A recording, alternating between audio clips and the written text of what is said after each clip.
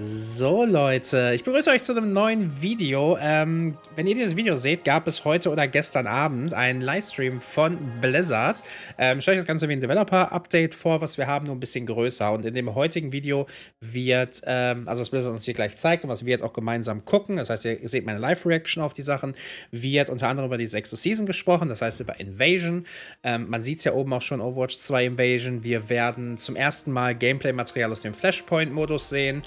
Und viele andere Dinge, die, die uns Blizzard heute schon mal zeigen möchte und womit man uns auch natürlich ein bisschen einen Ausblick darauf geben möchte, was uns dann in der nächsten Season erwartet. Und während die aktuelle Season ja, ich sag mal so, vielleicht ein bisschen als Sleeper-Season bezeichnet werden kann, wird die nächste Season vermutlich ziemlich insane.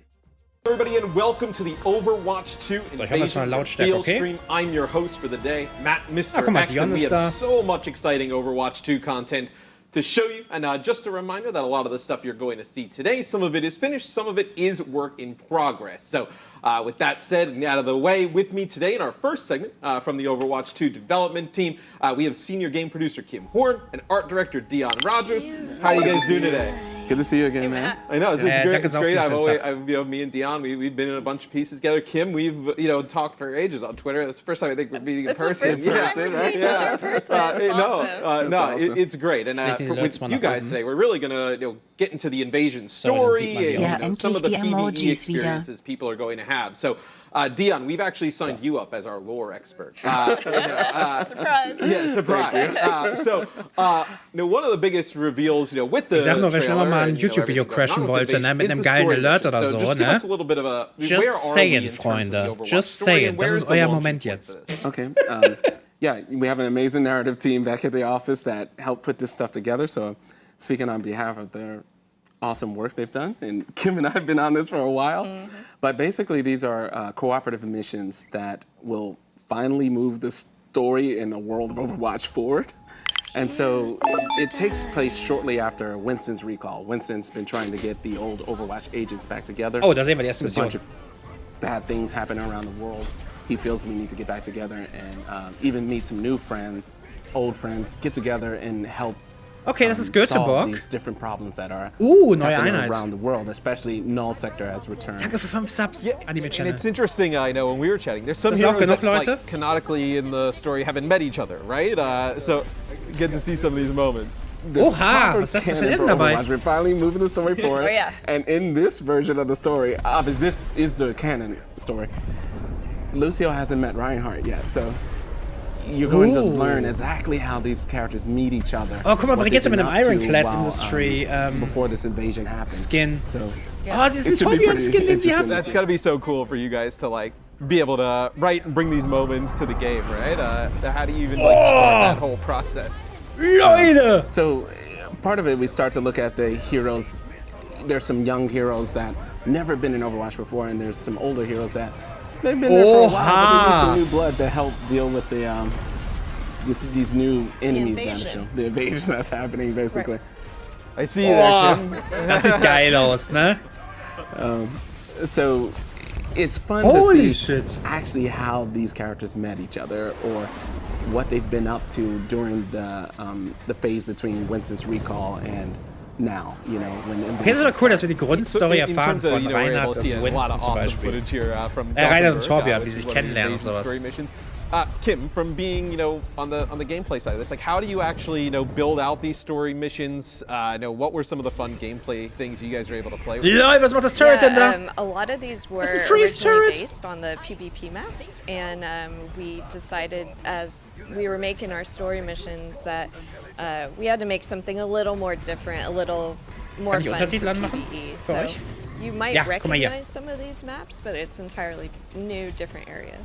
Yeah, I think that's super cool because we all know and love the Overwatch PvP maps, but you're made them for like competitive, quick play purposes where these have a completely different purpose, right? In terms of story missions. So when you guys kind of went back and looked at some of those areas, where were some of the things you wanted to expand on in terms of things you probably couldn't do with PvP?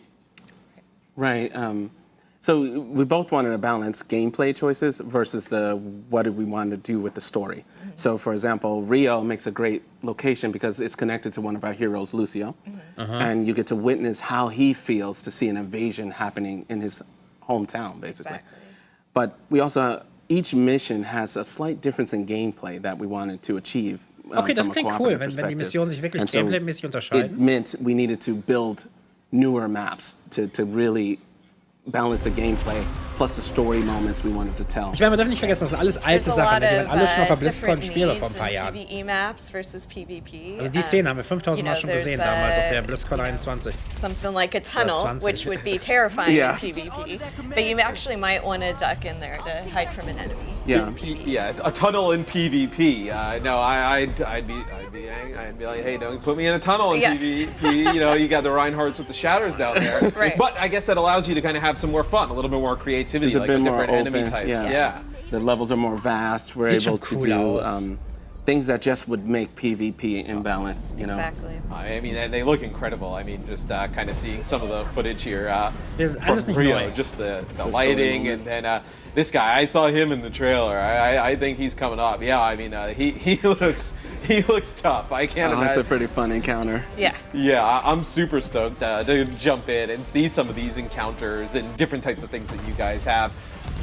Kim, I gotta ask on the gameplay side, like, what was like the most fun part about being able to kind of craft into these story missions?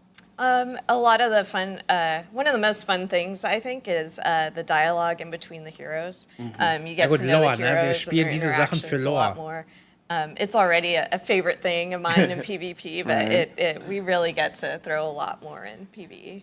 Yeah, you kind of hear like all the dialogue that goes on with like voice lines in the spawn room in PvP. So I mean, that's pretty cool in terms of PvE, in terms of getting more kind of story, a little bit more tidbits. In terms of level design, obviously you mentioned that the PvP spaces some of these are based on changed drastically. How big should we expect them? You know, the different types of environments that you guys wanted to create. Oh, these are a lot bigger than our PvP maps. So. There's a ton of stuff to explore. I don't know, we have a good comparison, but they're 4 or 5 times bigger than any PvP space. 4 bis 5 Mal größer als die PvP-Maps. We're able to do cinematic vistas and longer sight lines, just things that just would totally break the balance of PvP. And it's so fun to see what we can do. You know, the team's been itching to do this kind of thing for a while. And then I guess with the longer sight lines and stuff like that, like, it allows you to kind of play with the different enemy types, right? That you could see during that. Like, anyone we should look out for that we don't want to go up against? There's an artillery unit that he loves to stay away from the player. He's really far away, so using your team comp to balance, like, who needs to deal with the artillery that's further away versus the grunt is pretty dangerous up close. There's this fun balance of the level design plus the units' tactical abilities plus the powers that our Overwatch heroes have. I mean, the art that we got from this. I mean, this looks that looks like. Gut, aber das ist Story, das ist ein Unterschied. I'm not an expert, Home to Torbjorn. Home to Torbjorn. I mean, this looks super cool. Is this? I guess this is some of the artwork and like kind of in design, right? Like this looks like a factory, weapon cannon in Gothenburg. You'll find out. You have to play it. Okay. But we're trying some new stuff. You know, Torbjorn gains a few new turrets during the story mission, so. Some little tools, little tech advance there. Yeah, I mean, the level of detail that you guys put in is just tremendous for this types of content. What is like some of the? And I guess this is a null sector kind of coming in, right? This is kind of like. Do you know where this is? This is in Rio, so this is when a contest artist named Peter Lee worked on this piece, and we usually try to. Aber 30 Minuten hat die Presse gebraucht. A little script. Und das nicht besonders gute. This was interesting because it started off at night. Also die echten Spieler werden wahrscheinlich weniger brauchen. And this is a glimpse of some of the other null sector units. They return fully upgraded and. They're ready to go. Yeah, they're ready to go. Das sieht aus wie der Helicarrier von Shield. Das sieht 1:1 wie ein Helicarrier aus. So fun to work on. Yes, because you have obviously that moment with Winston's recall, right? And then after that, you guys kind of have an idea where it's going. It's been a long time coming, but it feels so good to finally we're answering that question that we created a lot of questions. We're creating some new questions, but we're getting some answers finally now. So it's fun to see this. an objective in Toronto here. Yeah, I think fans are going to be blown away once they see some of the stuff that you guys have been working on. It's been incredible. One of the other things is actually event missions. So story missions, they look amazing, you know, really kind of build on, obviously, the lore, the story of Overwatch. Event missions. So these are, you know, story missions are now the only PVE thing happening. Right. Event missions are also Story gibt's noch coming Event missions. Can you explain to me a little bit about what event missions are? Yeah, event missions are new. They're coming with Season 6. They're the highly replayable, repeatable content that you're meant to play after you finish the story missions. So can this... Canonical? Is this... Also das ist ja King's Row, eigentlich, A little bit of both. You might, want it to be?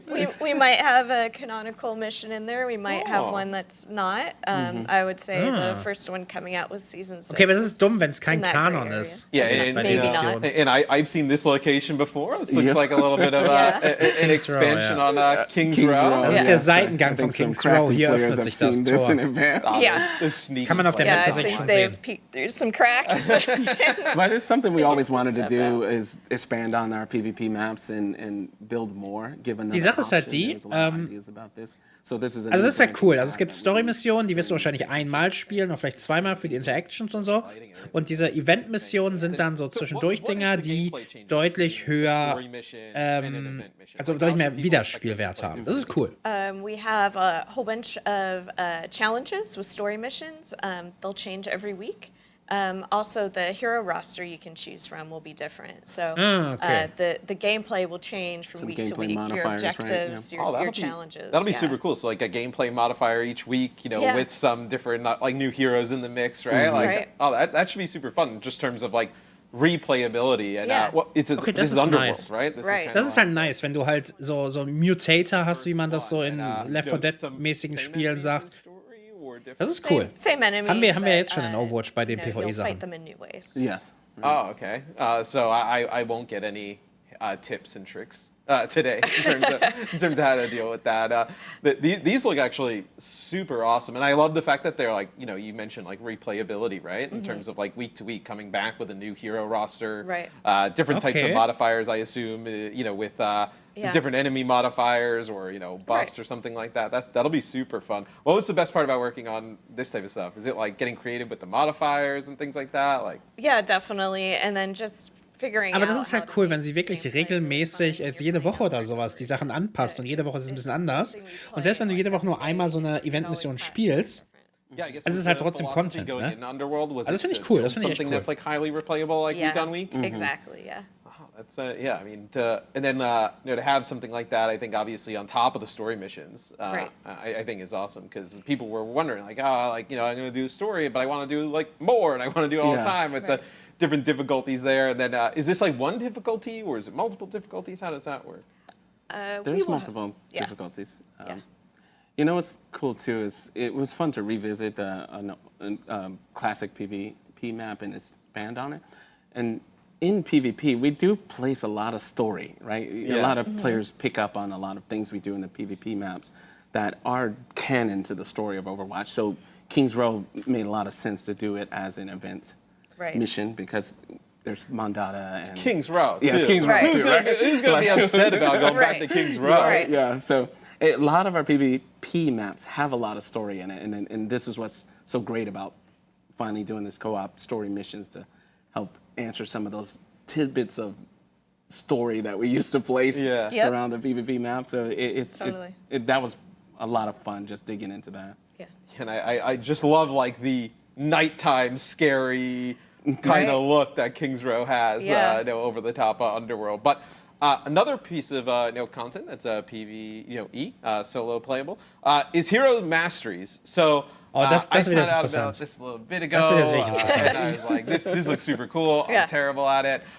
So explain to me a little bit about Hero Masteries. It's solo content. You're meant to play, you know, by yourself. Maybe it's late at night and you just don't want to stop playing, but it's meant so you can try out new heroes. You know, maybe a hero you haven't played very much or very often. Das wird halt so cool einfach, ne? Kind of play on your own and learn techniques and you know, play some challenges. Whoever was doing this one, pretty good. I see the Winston Primal Rage tech, right? You jump, then Primal, and then and be able to knock players around. Yeah, and story-wise, Winston basically created a simulation room within Gibraltar, Flashpoint Gibraltar, for the heroes basically to hone their skills, to test out, just training. It's basically a training simulator or a holographic room. Das wird halt einfach so wild, ne? Da werden Leute so insane bonkers drauf gehen auf diesen Modus. Can train and get better at a hero, or even use it as a way to start learning a new hero. Oh, ich hoffe, es gibt Leaderboards und sowas. Yeah, that's super awesome. You guys have like woven like the story and the universe into like hero masteries, right? And Right. it just exists as another thing like in the arcade, right? Like this is kind of no. There's a door in Gibraltar that leads to this place. Right. That's super cool. And then how did you guys go about? I think Kim, you were telling a story about like how this kind of came to be, right? Well, how it started is a few of us on the team were saying, our kids are starting to want to play Overwatch, and we wanted a safe space for them to learn how to play that, isn't really in the live game. It isn't in ranked play, not learning, not learning how to play it live, and I guess one, thank you for creating this space for them to learn and figure out how to play. And then two, I think it's an awesome tool to be able for players to train, right? To be able to kind of learn different heroes outside of just playing them in ranked. Exactly. If there's a hero that's your favorite, that's so ein great. competitive Ding. Also du kannst da wirklich reingehen. Guckt euch CS, Surfing und sowas an. Find out if you actually like, healing people. Finally learn to res. Right. Every Mercy should have to do a minimum of 10 hours on the course. Ich würde es halt gar nicht so sehr als einen Übungsmodus sehen. Natürlich ist es das, aber ich meine, guckt euch VR-Missions in Metal Gear und sowas an. Da gibt so viel. Yeah, no, I think this is super cool. Then, what should we expect when Hero Masteries launch? So we'll have 5 heroes coming out with Season 6 mid-cycle. There'll be different heroes you can play. Some will unlock different weeks, and there'll be scoring, so you can compare your score. Oh yeah, Leaderboards. Es gibt Scoring. Cool. Geil. Like a little bit of like speedrunning type of thing, right? Yeah, definitely. You're able to go in, kind of maybe plot a way through the course where, hey, this is going to be the best course of action, right? Yes. I assume the coins obviously boost your score, and after that, and so does time. Yeah, and then this is the Mercy one. Is you can tell that one looks like it's a little bit harder than the other ones. That one looked like there was different enemies, right? That is it different enemy types than other modes? Yeah, so we made a whole new custom set of bots for this mode, and some are specific to certain heroes. So yeah, there's a whole bunch of new stuff. Okay. Yeah, that's awesome that you guys like gamified this. Yeah. Hey, it's a kind of like a cool lore piece. It's a little bit of like training to fight, Null Sector, and then obviously gamified it into like a solo PvE. Es macht halt Sinn, das auch erstmal mit ein paar Helden zu starten und nicht für jeden Held direkt, sondern mit jeder Season irgendwie so mehr rauszurollen. Finde ich eigentlich ganz gut. Finde ich fein. Natürlich, wenn du die Helden, die da drin sind, jetzt nicht spielst, ne? Aber nach und nach kommt da ja mehr rein. Different things that like try to help you with like the movement, and you can already tell that so many players, whether they're new or old, are gonna either learn new different types of skills that you can do with some of these heroes, or just get better at them, right? Yeah, I think like Mercy, like being able to obviously jump from platform to platform. Interface-mäßig kann man noch was machen, aber. But like trying to do this without it, right? And kind of learning like how to kind of launch yourself from platform to platform could definitely improve. Boah, das sieht schon wild aus, ne? Exactly. Each hero will have a different difficulty course. So as you change the difficulty, you'll get an entirely different course to play. Okay. I'm super stoked. Unterschiedliche Kurse für den jeweiligen Schwierigkeitsgrad. Warm up to a late night after a long day of ranked. Jump into this, try and set a high score. Being able to kind of show off to the rest of your friends. Pretty sweet. I'm even more excited than I was, before we started, right? About all the PvE stuff coming in Invasion. What would you guys like to say to the community? What are you guys, most excited for them to get their hands on? Yeah, I'm finally excited to just get the story missions out there. The team has worked really hard on this, and finally moving the canon of Overwatch forward, the world and these heroes. Yep. Das ist cool, ich glaube. Well, we just loved it, and unabhängig glad it's davon, finally wie beschnitten das jetzt ist und abseits von dem eigentlichen Konzept von PvE ist. Es ist halt trotzdem immer noch cool, dass es kommt. Also man kann über die Paywall, kann man meckern, man kann darüber reden, dass es beschnitten ist und da kann man sich zu Recht drüber beschweren. Das ist voll in Ordnung. Aber was wir bisher sehen, sieht tatsächlich ganz cool aus. Das muss man zumindest auch sagen. Thank you guys for both joining me here today in the first part of this. And when we come right back, we're going to have Wie gesagt, ich denke immer noch, das Ganze in eine Paywall zu stecken, ist die falsche Entscheidung in meinen Augen. Coming with Invasion. Stay tuned, you don't want to miss that. Ja. Okay. So, den ersten Part haben wir geschafft, den Trailer kennen wir schon, das heißt, wir können mal ein bisschen runterdrehen und drüber reden. Ja, also wie gesagt, ich finde es clever, dass sie das so ein bisschen aufsplitten, dass sie also sagen, Story-Missions, Event-Missions. Das Ding ist halt, wir wissen immer noch nicht so 100%, kommt mehr, also es gibt noch sehr viele offene Fragen bisher. Und die haben sie jetzt auch nicht beantwortet. Also so Sachen wie sieht das jetzt wirklich aus mit Invasion ist jetzt die 6. Season, aber wann kommen die nächsten Event-Missionen? Wann kommen die nächsten Story-Missionen? Müssen wir jedes Mal dafür zahlen? Wahrscheinlich halt, ne? Es sind alles so Sachen, bei denen man noch sagen kann, puh, schwierig. Und man kann auch nicht sofort sagen, yo, alles ist fein und so. Wie gesagt, gerade aufgrund der Paywall, die da steckt. Saufbiene, vielen Dank für den Gift-Sub an Nira. Aber das, was wir sehen, sieht cool aus. Auch wenn man, wie gesagt, fairerweise sagen muss, das sind alles, also das, was wir von den PVE-Sachen gesehen haben, sind alles alte Sachen. Das ist alles schon seit der damaligen BlizzCon fertig. Das war zum Teil schon spielbar alles. Hier 1 Subton-Nyra-X. Also, ja, das hat halt alles so noch so einen faden Beigeschmack. Ich bin gespannt auf die Sachen, die jetzt kommen. Wir sehen ja hier schon so ein bisschen Flashpoint. Ich gehe davon aus, dass das jetzt die nächste Sache ist, die sie zeigen werden. Da bin ich halt sehr gespannt, weil das wirklich ein neuer Core-Game-Modus ist. Hier als Firing Range haben sie jetzt nicht viel von gezeigt. Ich hoffe, da kommt auch noch was zu. Wird auch sehr spannend. Aber ich glaube, gerade Flashpoint wird jetzt ein wichtiges Ding einfach. So, vielleicht sehen wir am Ende auch noch eben mehr von dem neuen Helden, irgendwas teasermäßig. Wie gesagt, keine Ahnung, was uns hier alles erwartet in diesem Livestream. Da sehen wir so übrigens, gerade drüber gesprochen. So. So, und da sehen wir, glaube ich, Flashpoint schon ein bisschen. Welcome back, everybody. It's Matt, Mr. X, and this time I am joined by Game Director Aaron Keller and Principal Environment Artist Daniel McGowan to take a deeper look into some of the other things coming in Invasion. How you guys doing? Awesome. So good. Thanks for having us. No, I mean, I'm super excited to jump into this. Some of the PvE stuff we talked about earlier was super exciting. And then for me, I love PvP. First I want to go into player progression, Aaron. I know a lot of people have been talking about it online, kind of, what should player progression look like. You may have a little bit of an update. I think I can update players on player progression system. Yeah, so this is going to be coming this August. And our player progression system is a little bit different than the one that we had in the original Overwatch, which was just a player level system. This time what we really want to do is we want to recognize people playing the game, but also recognize the way that they play the game. So as people jump in and start playing in almost any of our game modes, they'll start earning experience in this new system. And what they do is they earn it per hero. And we'll be tracking their play style through a lot of different categories. So it might be things like games played or damage done, damage mitigated, and healing done.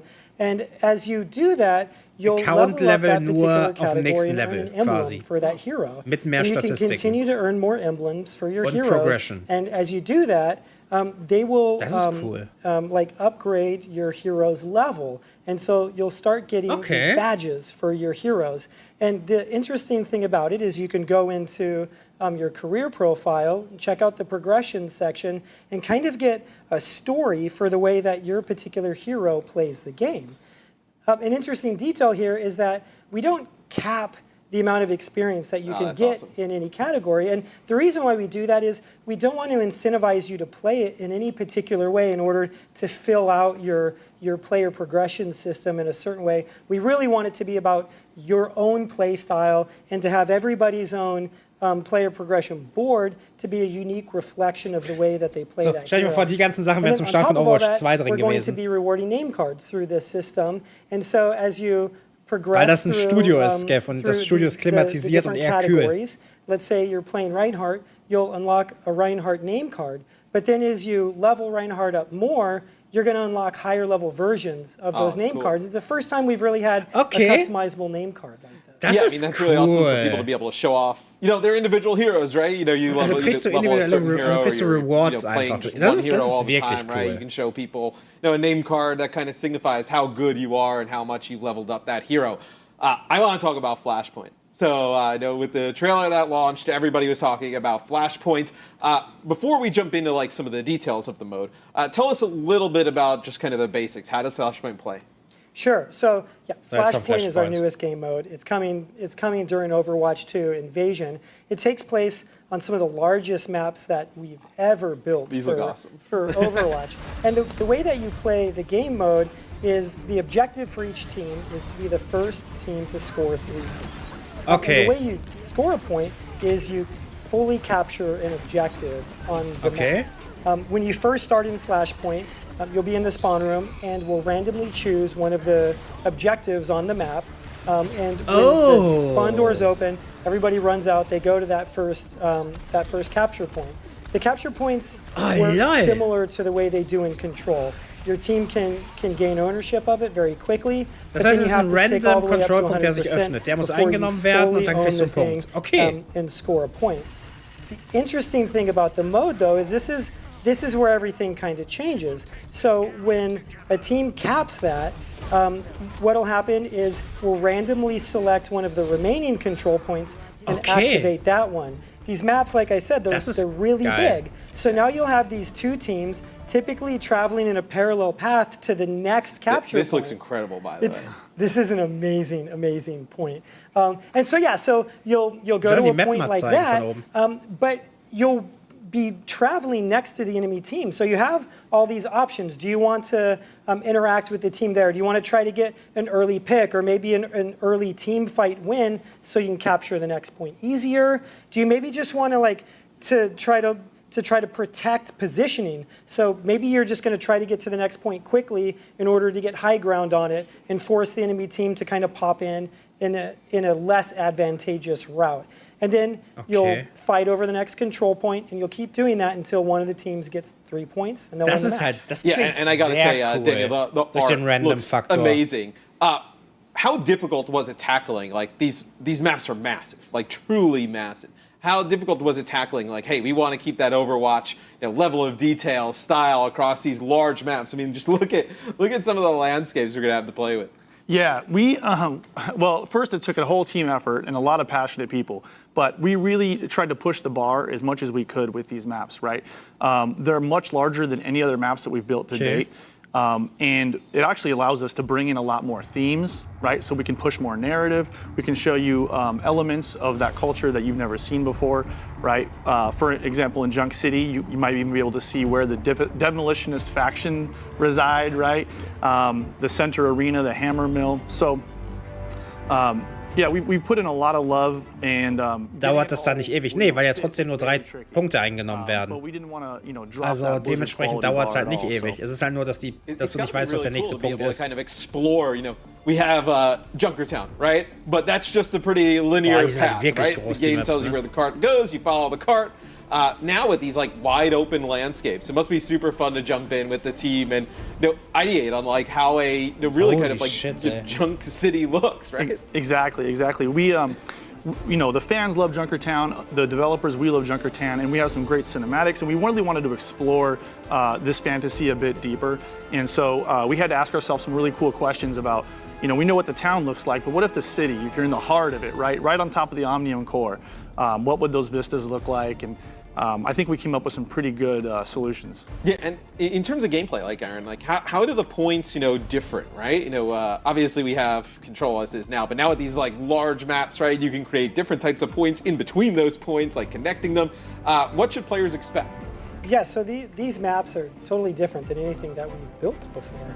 And they're a big non-linear space, and they're also a quasi-symmetrical layout as well. And so there's a lot of challenges with building these maps. As I said earlier, they each have 5 control points. And when we develop new game modes, especially game modes for quick play ranked and for esports players to play on.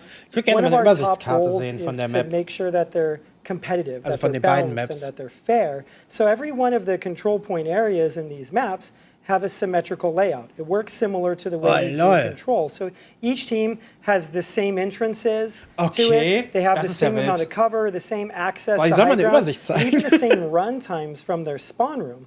And we do that very intentionally to make the map fair. Das heißt, But then on top of that, die haben dann quasi 5 Control Points gebaut, haben die zusammengelegt, Wege dazwischen, damit es symmetrisch. Das ist halt smart. Less symmetrical, and it's more about all the connecting routes that you have between the space, because sometimes you might be going from one of the capture points that's closest to the enemy team side, and you're pulling back to yours. Or sometimes you might be in one corner going all the way across to the other corner of the map, and it's a really long journey. And one of our priorities is to always make it so that players kind of recognize where they are in the map and recognize where they're supposed to go in the map. And so as you move from one point to the other and you see that next objective, I think that we spend a lot of time in that flow along the streets and to that next point. Ich fände es super, wenn sie alten Karten so wieder reinbringen, Hanamura und so. Ja, aber es geht halt nicht, weil die alten Maps ja theoretisch nicht symmetrisch gebaut sind. Hanamura hat ja kein symmetrisches Layout und das musst du ja haben, damit beide Teams von der gleichen Stelle auf den Punkt kommen können. Also sie müssten es halt umbauen. Daniel, I gotta ask, like when you kind of get this, design right of a map and how it flows. When you guys jump in, like how do you help, in terms of art, like having players identify like where they are? Because like Aaron mentioned, I mean, some of these clips that we have on Survasa, I mean, are beautiful, but it is such a large, expansive map. Yeah, it's tricky. We have to be very careful with our sight lines for performance and gameplay and things like that. And so what we did is we designed into each of the points very large recognizable elements that you can see from basically anywhere, right? So the center market has a giant tower that you can use to center yourself and find out where you are, right? The Omnic Temple goes up into the sky. So we've been very conscious about giving the players something on the horizon that they can always use to orient themselves within the map. Yeah, I'm super stoked for this mode, especially once we see high-level teams and players go in, and how do they decide to play it, right? Do you have like a really sick Tracer player who maybe can like lurk in some of those like parts of the map, right? Sie haben ja auch Junkertown neu gebaut und können. Nee, es ist nicht Junkertown, es ist eine extra Map in Omnium. Also es ist eine extra Map, die nur im gleichen Gebiet ist. Es ist nicht Junkertown umgebaut. Also natürlich könnten sie ein anderes Gebiet von Hanamura nehmen und so. Touch on what you were talking about there too. Since these maps are so big, there are so many little cool locations that you can go to, and I think that like a core skill for an FPS shooter is map knowledge. Yeah. It's not just about aiming. Overwatch's not just about also team play and ability usage. It's about learning the map. These maps are a lot bigger than anything we've built before. So we think there's probably going to be a longer tail to this learning curve. So it might be a little bit more intimidating to jump into a map like this, but at the same time, I think that there's this process that you get to go through of learning and getting better and better over time on one of these maps. Yeah, I think you'll see lots of really cool stuff. Like what's the best way to rotate from one point to the other, right? If you know a team is spawning in one spot, is this the best route to take, or maybe you take a little bit of a safer route? Is this the other one to kind of work on? I think there's a ton of when we see it with Push, right? Push came out, was played a certain way, and then over time that's like changed. I think with a mode like this, and I mean you see where you can fight in all these different awesome locations. I think it'll definitely change over time. Yeah, definitely. Okay, sorry, jumping back to like how we developed this mode too. I think that developing new game modes for Overwatch is something that we have started to recognize as core to running the live game. And if you think about the way players experience our game, you select a hero, you load into a map that plays a particular game mode, and all of our maps are like that. All of our maps are built for very specific game modes, and when you have that sort of constraint on you, when you develop a new payload map, for example, there's only going to be a certain amount of things that you do for a map like that. They're very linear, they're cut into 3 sections, they have a certain amount of like choke points and run back times from the spawn rooms, and so to create an experience that feels a lot different to players on a map, requires a new game mode. And so that was our intention here, was to not just build some new maps, but to start evolving Overwatch into the future by building new game modes. These are the sorts of things that we would like to continue to do for the game. And when you start looking at what our game can be years down the line, as we're releasing things like story missions, we're releasing new heroes, new game modes, new maps, and 3-5 years in the future, Overwatch is a much bigger, much more expansive, and much more evolved experience than you have today. Yeah, and I think just seeing some of these locations and like building upon the story, like we were talking about, in the past in PVE, right? With expanding King's Row, and obviously we have a Junkertown map, and then see New Junk City. It's got to be fun, Daniel, for you guys to look and be like, okay, what can we expand on, right? And show more of that side of things. Absolutely. In Junk City, for example, you can actually see Junkertown in the Vista. Oh, that's cool. Right? We've tried to give some kind of connection to those and call back to the original also, map. Marlene hat nicht mal einen Sub hier, ne? Ich bezweifle, dass du ein Auto bekommst von ihr. But we can't talk about Junk City without talking about India first, and that one, we built that as an assault map originally, but when we cut to CP, we decided, it'd be a perfect opportunity for Flashpoint because we really wanted to represent, that location in our world. So, that was the first one we built, and we learned a lot, which we took to Junk City. Right. Yeah, that's super cool because I've seen Suravaso firsthand, and just the locations, are beautiful. We just kind of had it on the big screen behind me, but man, it looks so good, and all the locations are so different from each other. I think that's one of the things that I really kind of take when I see some of the footage and watch, is that every point in this feels different, but then also every game also feels different, right? Because as you were mentioning before, you're kind of traveling through different parts of the map that you may not experience all the time. Yeah, because the points are selected randomly in this game mode. And so you might start in the far right corner and then pull back to the near left corner.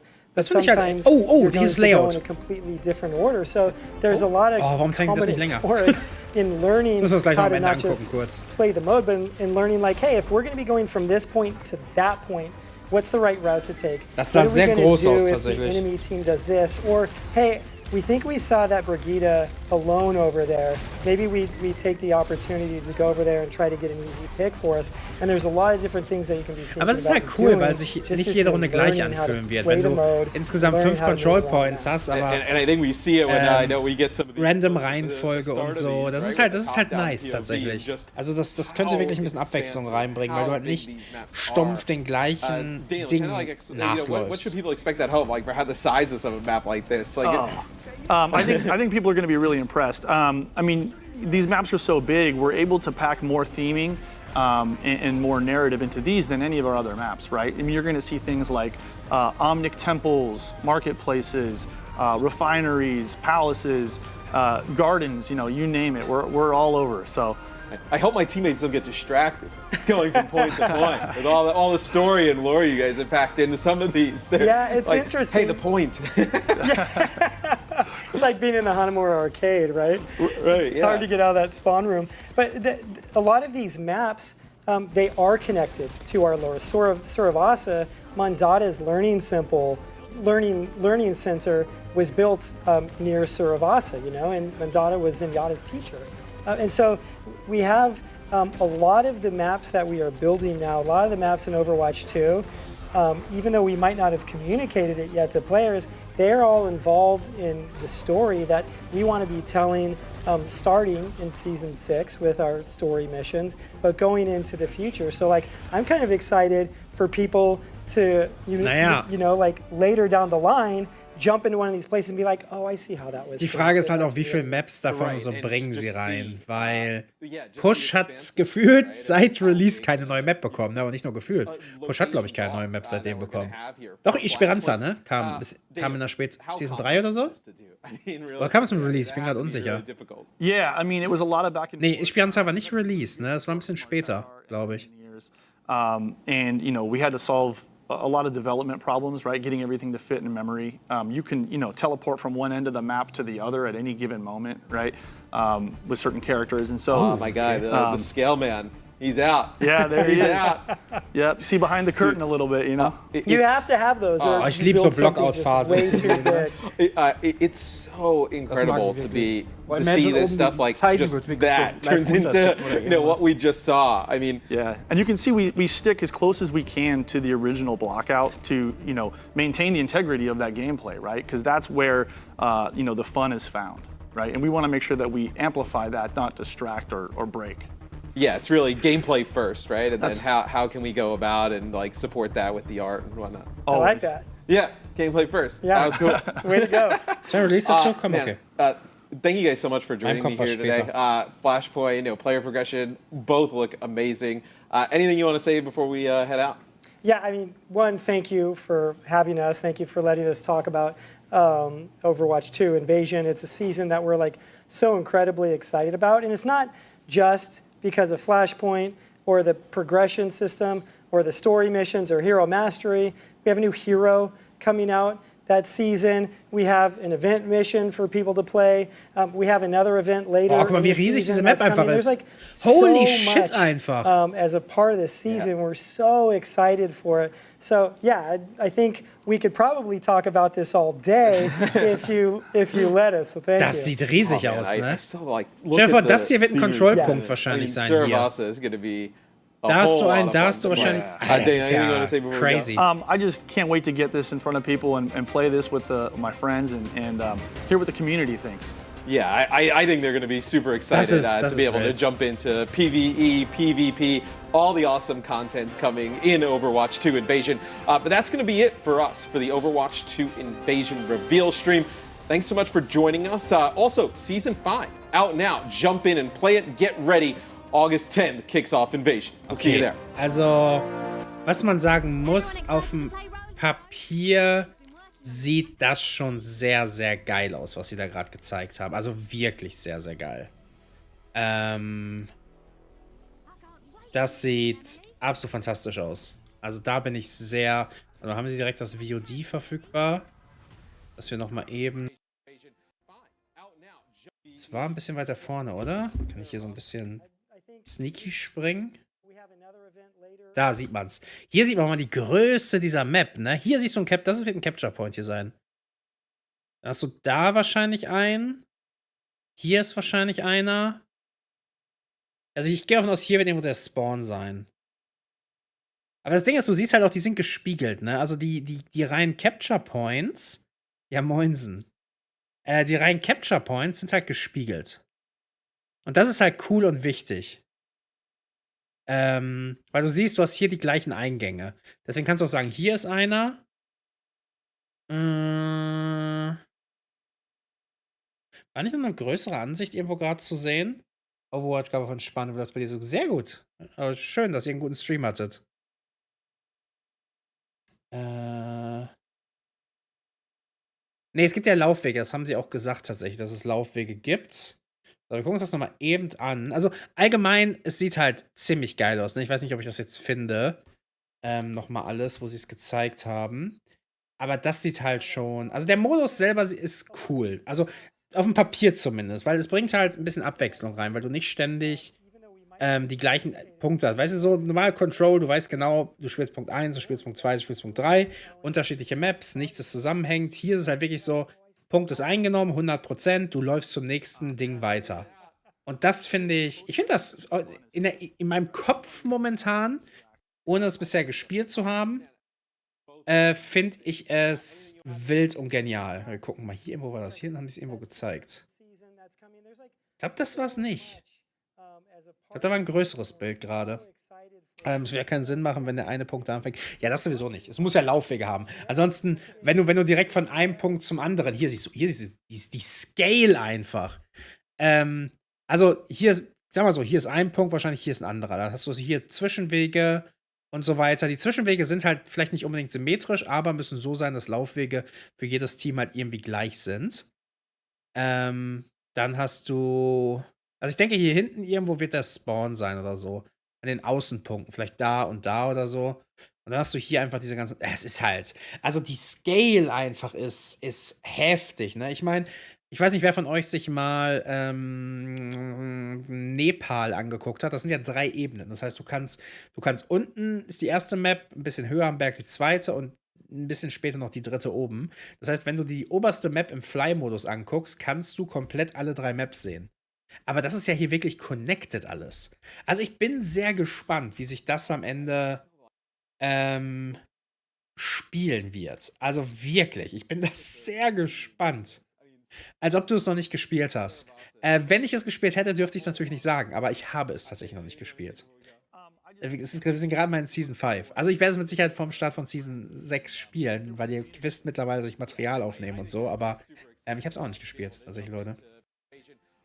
Aber selbst wenn ich gespielt habe, dürft ihr euch nicht sagen, ne? Aber nein, ich habe es wirklich noch nicht gespielt. Also ich find, es ist cool. Was sie heute gezeigt haben, hat viel Potenzial, gibt viel Hoffnung für die nächste Season. Player Progression, auch hier, ne? Das können wir uns noch mal ganz kurz eben angucken. Ich werde das auch alles nochmal im Detail, vielleicht mache ich morgen nochmal ein zusammenfassendes Video, was irgendwie so 10 Minuten ist, weil das hier lade ich gleich komplett hoch, den Livestream, die Stunde.